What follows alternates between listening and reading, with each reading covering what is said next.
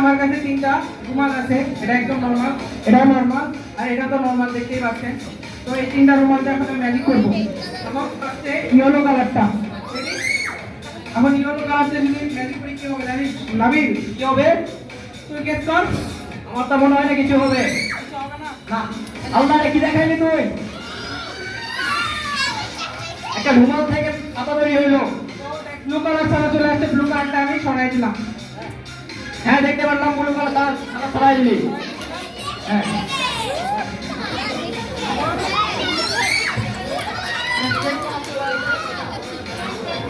ওকে আম্মু, তুই কি আরো সাদা বের করতে পারবি? কালারের সঙ্গে কালার সাদা বের করতেছে সাম্য। তো লাস্টে আরেকটা সাদা বের করে দেখাই দিব।